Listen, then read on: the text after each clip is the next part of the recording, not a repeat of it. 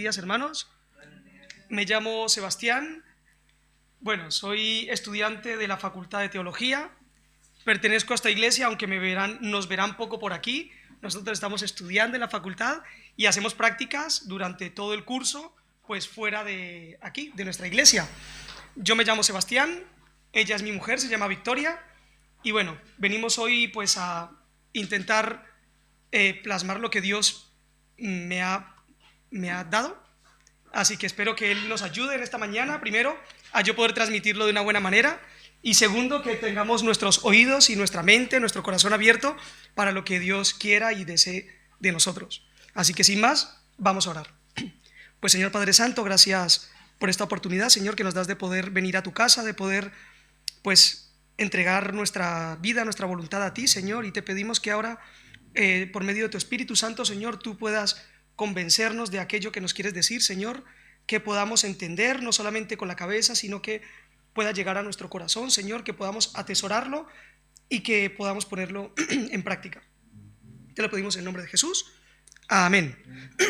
Pues bueno, lo primero que voy a hacer es contar una pequeña historia, y de título tiene El proyecto. Es un proyecto. Carlos era un chico joven y exitoso.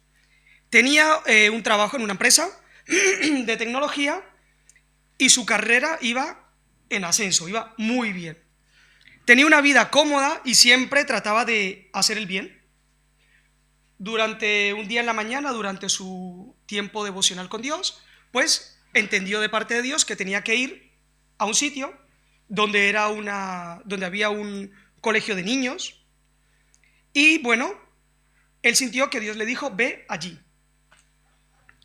y ayuda allí a la gente que está y dale alimento a los que más lo necesitan y que pasara el tiempo sirviendo allí.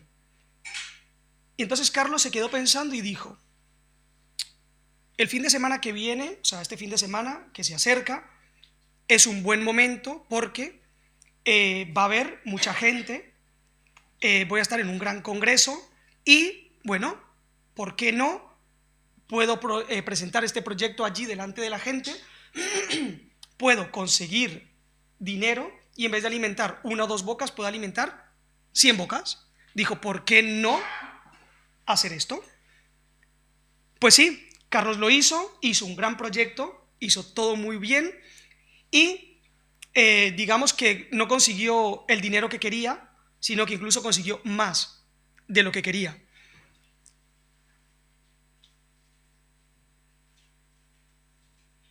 Y bueno, Carlos se convenció de que ese era el plan que Dios quería para él. Envió correos y la cosa fue muy bien. Pero al día siguiente, después de este gran congreso, mientras estaba en oración, estaba leyendo la Biblia, sintió que Dios le hablaba con claridad y le dijo: Carlos, tu intención fue buena, pero siento decirte que no era lo que yo te pedí. No te pedí dinero ni grandes esfuerzos. Te pedí tu tiempo y tu presencia en el refugio. No busco lo que tú crees que es mejor, sino busco tu obediencia. Si confías en mí, sabrás que mi plan siempre es perfecto, aunque no siempre lo entiendas.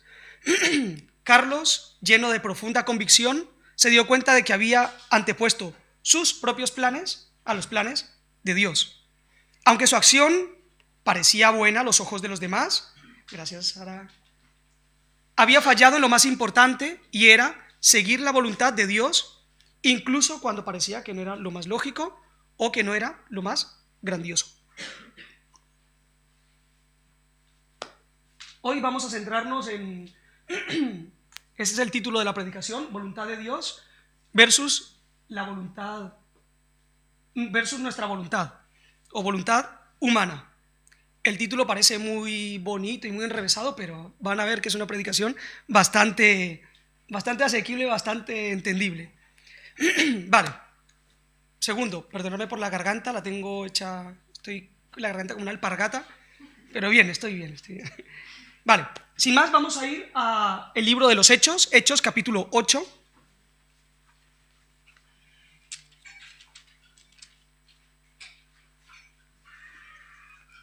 y quiero que tengamos en mente un marco global, un marco general, que es en esta historia, en este capítulo de Hechos, vamos a ver 3 historias que quiero que tengamos en mente, esas 3 historias, y que intentemos seguir estas 3 historias, ¿vale? Luego al final concluiremos y la conclusión pues intentará unir estas historias. En los capítulos anteriores a Hechos 8 vemos que en Hechos vemos grandes milagros de parte de los apóstoles, vemos la venida del Espíritu Santo, vemos grandes prodigios, vemos grandes predicaciones, vemos momentos milagrosos y algún que otro problema con las autoridades. Esteban había sido asesinado, Esteban había sido un mártir, y los apóstoles les prohibieron rotundamente hablar acerca de ese tal Jesús que había nacido de una secta, decían los judíos. Pero hasta aquí vemos que todo el foco central era Jerusalén. Tras el asesinato de Esteban, vamos a ver que todo empieza a verse de otra manera. En Hechos 8, digamos que hay un cambio de paradigma de lo que estaba sucediendo antes a lo que sucedió posteriormente. Entonces, hoy vamos a estar tratando Hechos 8, del 1 al 25. Y en la primera sección vamos a verla del 1 al 3. Y Saulo consentía en su muerte, en la muerte de Esteban. En aquel día hubo una gran persecución contra la iglesia que estaba en Jerusalén, y todos fueron esparcidos por las tierras de Judea y de Samaria, salvo los apóstoles. Y hombres piadosos llevaron a enterrar a Esteban e hicieron gran llanto sobre él. Y Saulo asolaba la iglesia y, entrando casa por casa, arrastraba a hombres y mujeres y los entregaba en la cárcel. Primera pequeña historia, tenemos a Saulo. Saulo es el personaje principal ahora mismo, y vemos que Saulo estuvo presente cuando apedrearon a Esteban. Dice la palabra que aprobaba la muerte de Esteban, y vemos que al final causaba grandes estragos dentro de la iglesia. Vemos ya a nuestro conocidísimo Saulo, que más adelante pasará a ser... ¿Quién? Pablo. Saulo pasará a ser Pablo, al que se le atribuyen nada más y nada menos que 13 de las 21 cartas que hay en el Nuevo Testamento. O sea que estamos hablando de una persona bastante influyente en cuanto al Nuevo Testamento. Una de las mayores referencias que tenemos con una persona fiel y consagrada para Dios, pero aquí vemos a Saulo consintiendo la muerte de Esteban. Y en griego la palabra consentir la muerte no significa que él estaba literalmente matando, sino que él era indiferente a lo que le estaban haciendo a Esteban.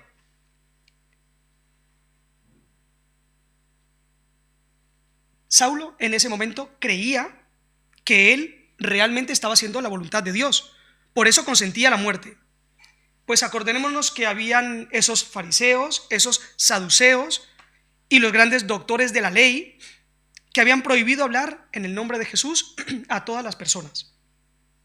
Y bueno, ¿y qué ocurre inmediatamente después de que ellos, tras no hacer caso, siguen predicando a Jesús? Pues hay una gran persecución contra la iglesia de Jerusalén. Y hasta ese momento todo se desarrolla, insisto, en Jerusalén. Cuando llega la persecución, todo se expande y, bueno, se cumple lo que Jesús había dicho de iréis a Jerusalén, a Samaria, a Judea, hasta el último de la tierra. Y vemos que hay una gran dispersión. Hasta ese momento los discípulos solamente estaban siendo un peligro en Jerusalén.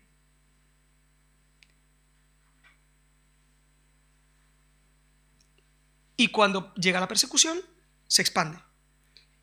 Versículo 2. Hay que decir que no todos estaban de acuerdo con la muerte de Esteban. Parece que algunos de los que estaban allí le quisieron enterrar, quisieron darle una buena honra a este hombre que había sido bueno.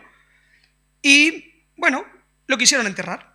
En el versículo 3 nos habla un poco más de Saulo y desde luego que nos dice cosas que nos aterrarían si no supiéramos la historia completa de este Saulo.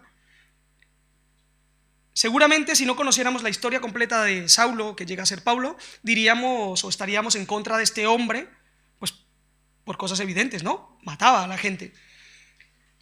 Él estaba presente cuando apedrearon a Esteban, era perseguidor y causaba grandes estragos en la iglesia. Entonces, esta primera sección podemos ver que los creyentes que estaban en Jerusalén estaban haciendo lo que Dios les estaba pidiendo, pero estaban solamente en Jerusalén en ese momento. Segundo punto, no todos estaban de acuerdo con lo que estaba pasando. Vemos a algunos piadosos llevar el cuerpo de Esteban a la sepultura. Y el punto 3, empieza la persecución a todos los cristianos. Vamos con la segunda diapositiva, del 4 al 8. Pero los que fueron esparcidos iban por todas partes anunciando el evangelio. Entonces Felipe, descendiendo a la ciudad de Samaria, les predicaba a Cristo. Y la gente unánime escuchaba atentamente las cosas que decía Felipe, oyendo y viendo las señales que hacía. Porque de muchos que tenían espíritus inmundos salían estos dando grandes voces, y muchos paralíticos y cojos eran sanados. Así que había gran gozo en aquella ciudad. Tras la persecución, los que tuvieron que huir no se quedaron de brazos cruzados, sino que allá donde iban predicando a este Jesús resucitado. Cuando pensamos en una persecución, pensamos en momentos duros, pensamos en momentos donde ser cristiano nos puede costar la vida, y claramente es así, pero no podemos perder de vista que Dios usa absolutamente todo lo que nos pasa para bien. Él sabe cómo hacer para que en medio del dolor, para que en medio de la prueba, podamos seguir hacia adelante. Hubo una gran persecución, y fue cuando los cristianos que estaban tan cómodos en Jerusalén tuvieran que huir. En el versículo 5 vemos a Felipe, el diácono, yendo a una ciudad de Samaria. Y sabemos que la gente de Samaria y la gente de Jerusalén precisamente no eran muy amigos y no se llevaban nada bien. Eran como, digamos, de hecho eran los culpables, decían los de Jerusalén, eran los culpables de que hubiera gran destrucción en el pueblo.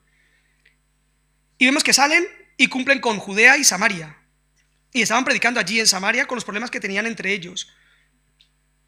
Y se cumple una parte de la promesa de Hechos 1:8, y me seréis testigos en Jerusalén, en Judea, en Samaria y hasta lo último de la tierra. Versículos del 6 al 8, en este versículo hay algo muy interesante y es la secuencia que hace Lucas. Primero, oían a Felipe, que hablaba del Mesías y que predicaba a este Cristo. Primero, oían. Y segundo, al ver las señales que él hacía, se reunían y escuchaban su mensaje. Dice la palabra de Dios, y allí había mucho gozo. Mientras reflexionaba acerca de esta secuencia que Lucas hace, me acordaba a Romanos 10, que dice la palabra de Dios, la fe viene por el oír. ¿Y qué oír? Oír la palabra de Dios.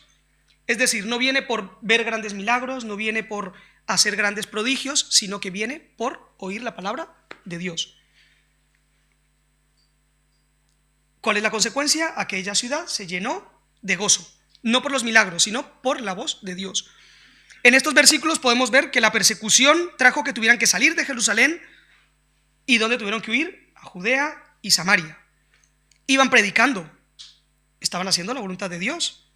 Allí donde iban aprovecharon una mala ocasión para hacer la voluntad de Dios en ese momento. Aprovecharon para predicar la palabra de Dios. Y como tercer punto, oían y veían las señales de parte de los creyentes.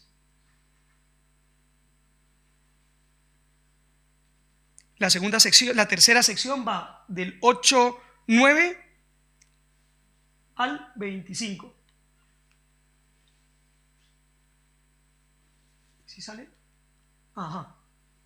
Simón el mago. Ahora aparece otra, ya digo, son 3 historias distintas, incluso 4, y quiero que sigamos esta secuencia porque luego vendrá la aclaración. Sé que ahora es un poco difícil porque está todo separado, pero luego lo juntaremos. Bien, aparece un personaje llamado Simón, vamos a leerlo. En el 9. Pero había un hombre llamado Simón que antes ejercía la magia en aquella ciudad y había engañado a la gente de Samaria, haciéndose pasar por alguien grande. A este oían atentamente todos, desde el más pequeño hasta el más grande, diciendo: este es el gran poder de Dios. Y le estaban atentos porque con sus artes mágicas les había engañado mucho tiempo. Pero cuando creyeron a Felipe, que anunciaba el evangelio del reino de Dios y el nombre de Jesucristo, se bautizaron hombres y mujeres. También creyó Simón mismo, y habiéndose bautizado estaba siempre con Felipe, y viendo las señales y grandes milagros que se hacían, y estaban atónitos. Cuando los apóstoles que estaban en Jerusalén oyeron que Samaria había recibido la palabra de Dios, enviaron allá a Pedro y a Juan, los cuales, habiendo venido, oraron por ellos para que recibiesen el Espíritu Santo, porque aún no había descendido sobre ninguno de ellos, sino que solamente había sido bautizado en el nombre de Jesús. Entonces les imponían las manos y recibían el Espíritu Santo. Cuando vio Simón que por la imposición de las manos de los apóstoles se daba el Espíritu Santo, les ofreció dinero, diciendo: dadme también a mí ese poder, para que cualquiera a quien yo impusiere las manos reciba el Espíritu Santo. Entonces Pedro le dijo: tu dinero perezca contigo, porque has pensado que el don de Dios se obtiene con dinero. No tienes tú parte ni suerte en este asunto, porque tu corazón no es recto delante de Dios. Arrepiéntete pues de esta tu maldad. Ruega a Dios si quizá te sea perdonado el pensamiento de tu corazón, porque en hiel de amargura y en prisión de malvado veo que estás. Respondiendo entonces Simón dijo: rogad vosotros por mí al Señor, para que nada de esto que habéis dicho venga sobre mí.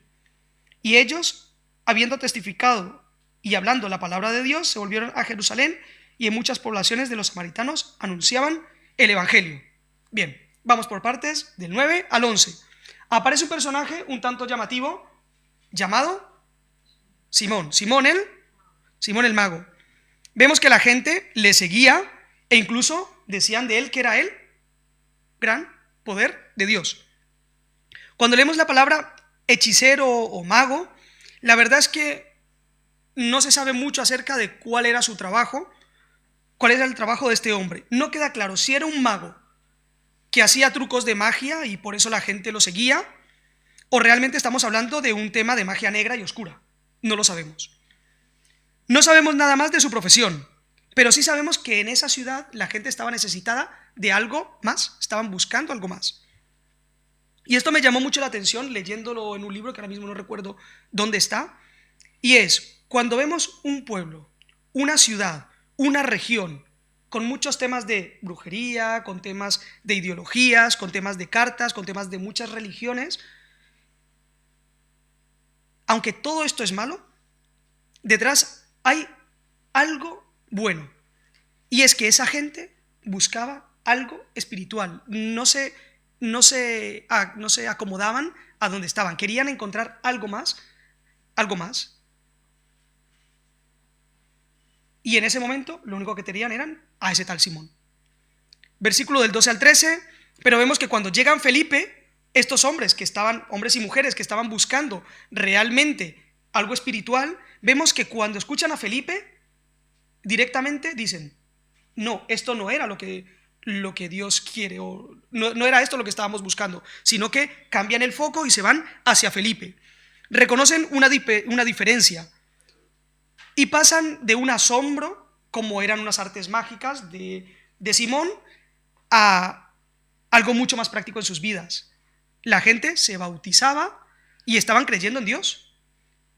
Y cuando leía esto me acordaba de la historia en Samaria, cuando Jesús le dijo a sus discípulos: ¿no decís vosotros, aún falta 4 meses para que llegue la siega? He aquí os digo, alzad vuestros ojos y mirad los campos, porque ya están blancos para la siega. Quedémonos con esto. Versículo del 14 al 17.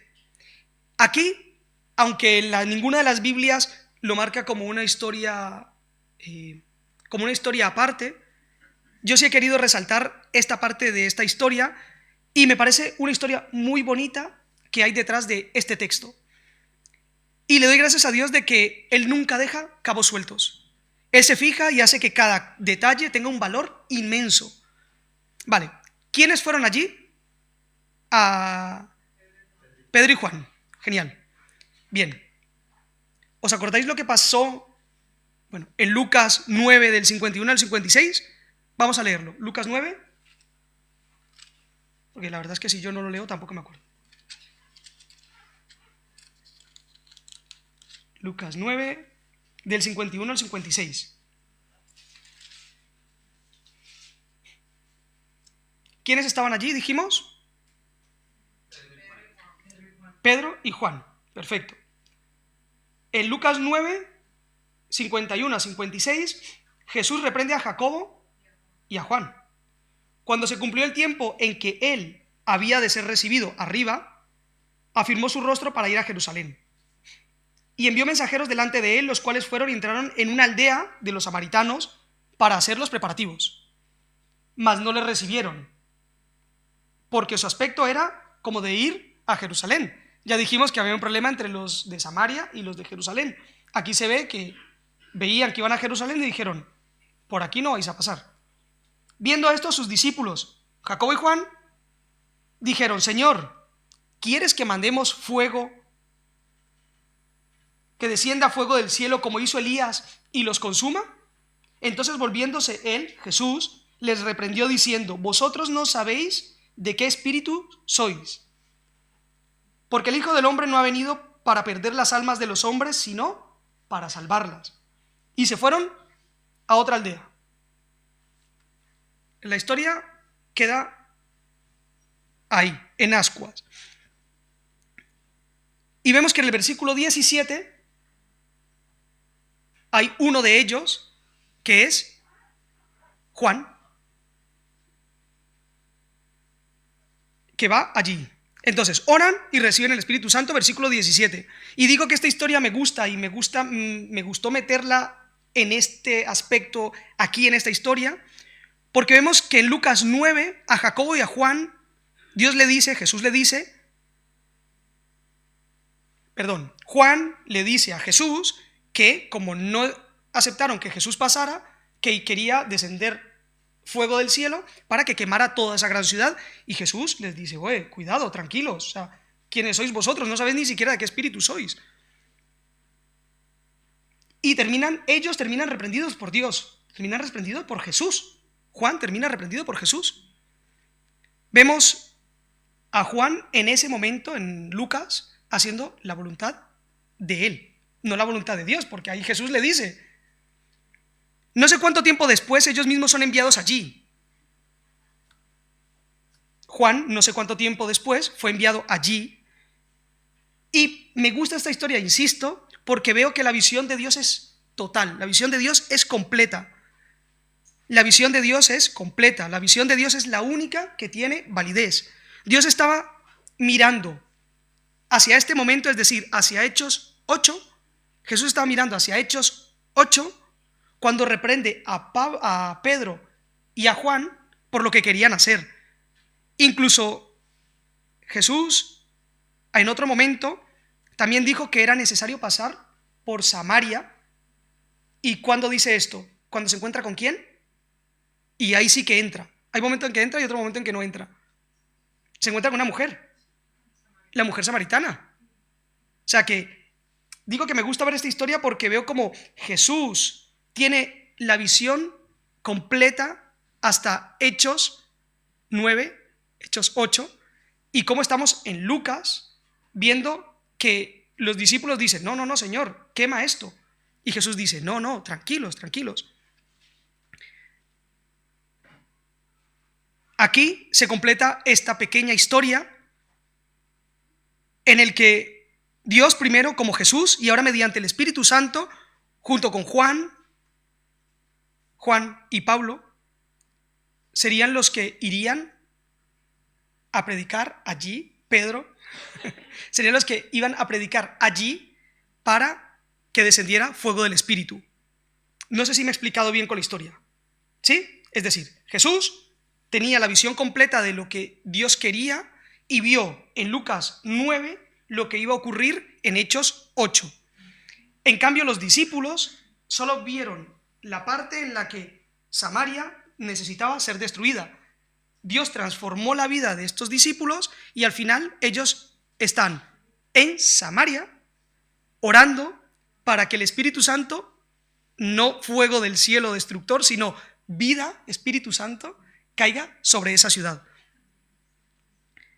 Y versículos 18 y 19, en estos versículos parece que la historia se enreda un poco, y es que de repente cambia otra vez la historia, y al ver Simón el mago lo que pasa, ¿qué hace? ¿Qué hace? Ofrece dinero, quiere comprarle al Espíritu Santo.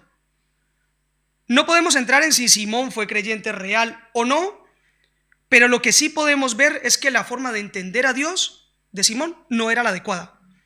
Cuando Simón ve la oportunidad de poseer algo que era maravilloso, aprovecha para quererlo y se olvida de la voluntad de Dios por hacer la voluntad humana.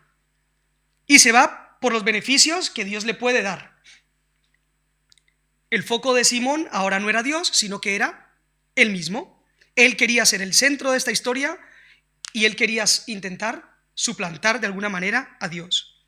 Versículos 23, del 20 al 23, y la contestación de Pedro a mí aquí me parece bestial. Le dice: no eres íntegro delante de Dios. Y esta palabra íntegro literalmente significa tu corazón no está alineado con el corazón de Dios, no está al mismo nivel. Esto significa ser íntegro. ¿Y cuál es la consecuencia? Amargura y esclavitud en el pecado. Esa es la consecuencia cuando no tenemos un corazón alineado con lo que Dios quiere, es decir, cuando nosotros hacemos nuestra propia voluntad.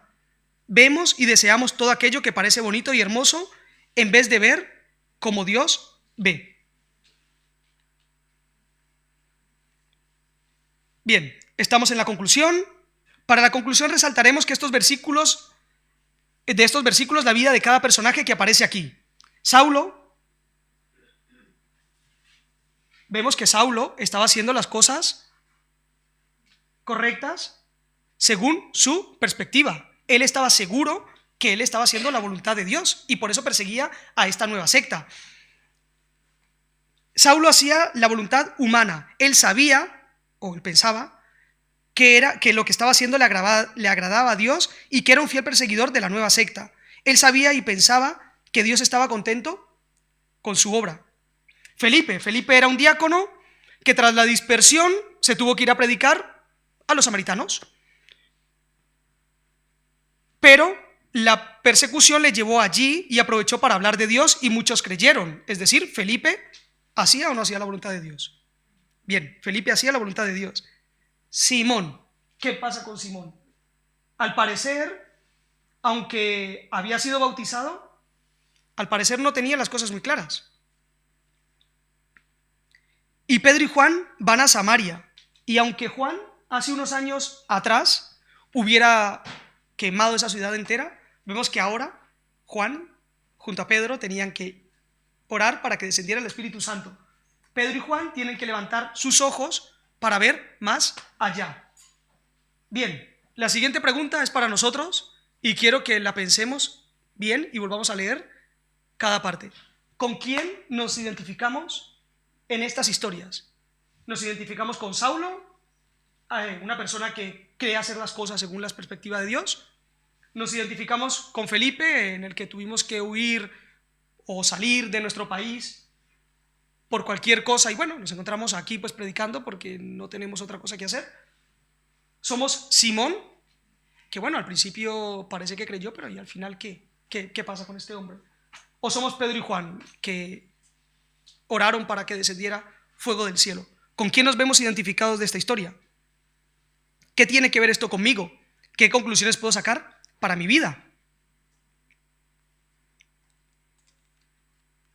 ¿Con quién nos identificamos nosotros en esta historia?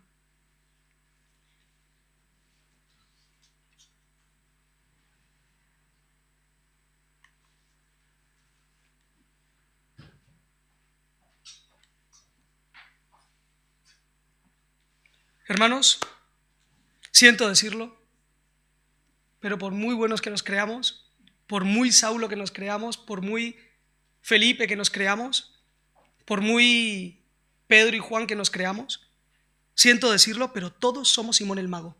Todos somos Simón el Mago. Todos miramos por lo que nos conviene, aunque hayamos creído y aunque nos hayamos bautizado. Todos miramos por nuestras comodidades, por encima de las de los demás.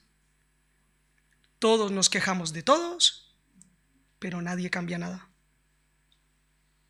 Todos queremos tomar las riendas de nuestras vidas y eso sí, que Dios nos ayude en este proceso. Como la historia que conté al comenzar, nosotros somos ese Carlos, nosotros somos Simón, el mago.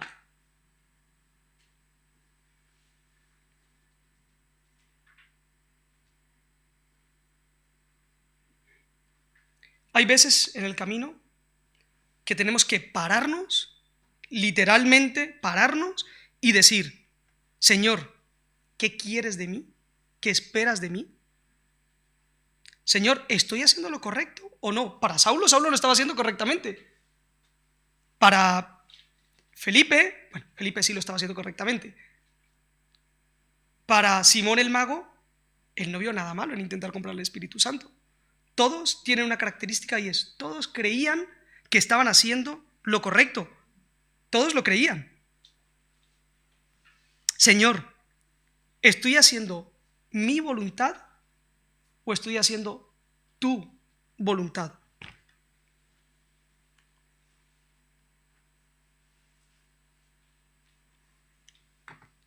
Y, como no, tenemos que ir a nuestro ejemplo por excelencia. Tenemos que ir a aquel que sí que hizo la voluntad de Dios hasta el último segundo. La vida entera de Jesús es nuestro ejemplo a seguir. Nos enseña a buscar la voluntad de Dios por encima de nuestra voluntad humana.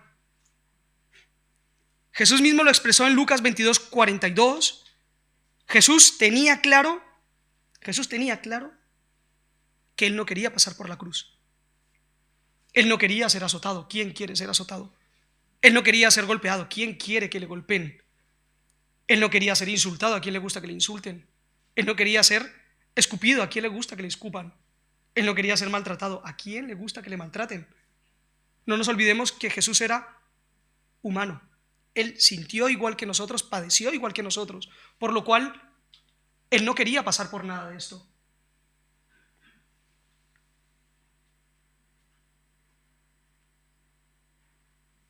Y Jesús se lo hace saber al Padre, le dice, pero no se haga mi voluntad, dice, yo no quiero pasar por esta copa, no quiero pasar por estos problemas, yo no quiero pasar por esto. Pero no se haga mi voluntad, sino la suya, la tuya, Señor, Dios. Jesús fue fiel hasta la muerte, pero Dios tenía algo especial para Jesús, para ti y para mí. Y es que mediante su muerte y mediante su resurrección, hoy tú y yo podamos ir al Padre por medio de Jesús. Dios siempre tiene la visión completa. Por eso digo que la historia me encanta. Dios tiene la visión completa de todo. Él sabe qué es lo mejor para nosotros. Él sabe qué es lo mejor para nosotros. Él tiene un propósito en cada una de las vidas que están aquí. Confiemos en Dios y en sus planes, y aunque estemos a punto de desmayar, Jesús sudó gotas de sangre.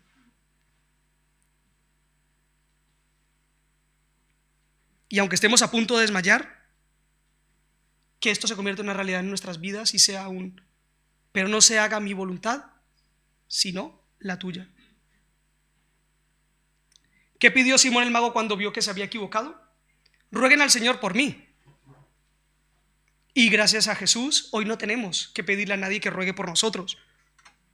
Nosotros podemos pedir directamente al Padre que nos enseñe a ver las cosas según su perspectiva, que nos enseñe a confiar más en Él y que podamos, en medio de la tribulación, en medio de los problemas, en medio del estrés, en medio de los quehaceres diarios, confiar que los que aman a Dios, todas las cosas ayudan a bien. Esto lo vemos en Romanos 8.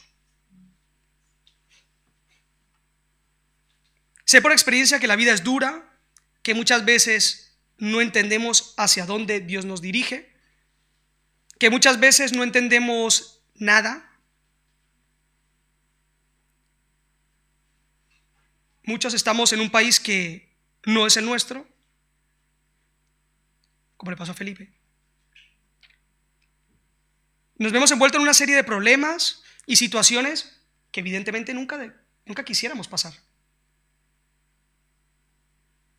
La pregunta es, ¿estás buscando a Dios en medio de tu tribulación?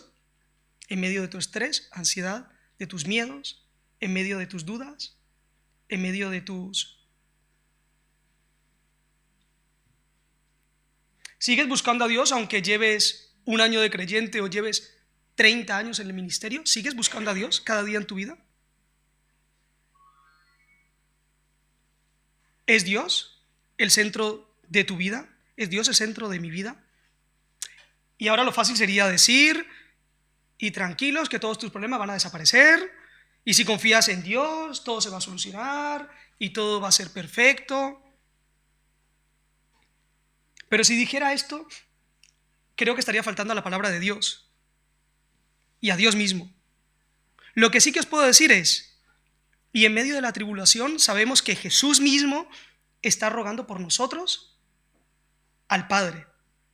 Esto lo vemos en Lucas 22, 31 a 32. Dijo también el Señor: Simón, Simón, he aquí Satanás os ha pedido para zarandearos como a trigo, pero yo he rogado por ti de que tu fe no falte, y que tú, una vez vuelto, confirmes a tus hermanos. No le dijo, tranquilo que voy a rogar a Dios para que te quite todo lo que estás sufriendo. Tranquilo que voy a rogar a Dios para que todo se solucione así, rápido. Como ahora me viene a la mente como el genio de la lámpara, ¿no? Que frota la lámpara y puedes pedir 3 deseos. Yo he rogado por ti para que tu fe no falte y una vez vuelto, confirma a tus hermanos. El clamor desde aquí para mí y mi deseo para vosotros y también para mi vida, ¿no? Es: vuélvete a tu Dios. Volvámonos a nuestro Dios. Busca a tu Dios. Invierte tiempo en tu Dios. Sigue a Dios. Deja los planes urgentes y dedícate a lo importante. Esto venía en una viñeta de Mafalda. Es decir, busquemos una relación íntima con el Padre. La vida a veces no nos viene como nos gustaría, no todo es felicidad, no todo es alegría, a veces tenemos momentos mejores, momentos peores, pero lo único que sí puedo decirlo, y lo digo por experiencia, es: Dios está en medio de la tempestad, Dios está en la barca, está acostado en la barca, está ahí, está a tu lado, y Él es Dios, el que creó el cielo y la tierra.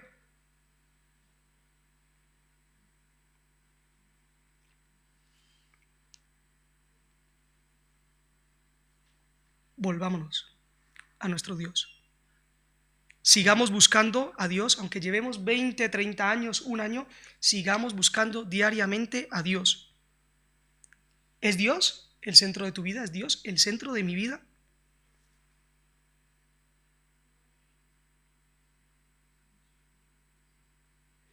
Y la sensación que nos deja es un tanto desesperanzadora, ¿no? Un tanto angustiosa, pero confiamos en un Dios, confiamos en que Dios tiene el poder para no solucionarnos todo, pero sí para darnos fe, darnos esperanza en medio de la tribulación. Jesús nos enseñó: vámonos al Padre, vayamos al Padre. Sí, yo estoy mal, sí, lo admito. Ahora, Señor, que se haga tu voluntad, no la mía. En esta mañana, sí, me gustaría que os quedarais con algo de todo lo que he dicho, que olvidarais todo lo que he dicho, todo. Solamente me gustaría que os quedarais con una cosa, y es: volvámonos a nuestro Dios, hermanos. Hoy, más que nunca, hoy es un día en el que Dios vuelve a llamarnos, vuelve a decirnos: hey, ¿qué pasa con tu vida? Hey, que estoy aquí, no me veis, estoy aquí a tu lado, estoy aquí a vuestro lado. Y para terminar, me gustaría terminar con una doxología en Efesios 3, del 14 al 21, y dice la palabra de Dios: Por esta causa doblo mis rodillas ante el Padre de nuestro Señor Jesucristo, de quien toma nombre toda la familia en los cielos y en la tierra, para que os dé, conforme a las riquezas de su gloria, el ser fortalecidos con poder en el hombre interior por su Espíritu, para que habite Cristo por la fe en vuestros corazones, a fin que, arraigados y cimentados en amor, seáis plenamente capaces de comprender con todos los santos cuál sea la anchura, la longitud, la profundidad y la altura, y de conocer el amor de Cristo que excede todo conocimiento, para que seáis llenos de toda la plenitud de Dios. Hay un objetivo. Y aquel que es poderoso, Dios, para hacer todas las cosas aún más abundante de lo que pedimos o entendemos, según el poder que actúa en nosotros, a Él sea la gloria en la iglesia en Cristo Jesús por todas las edades, por los siglos de los siglos. Amén.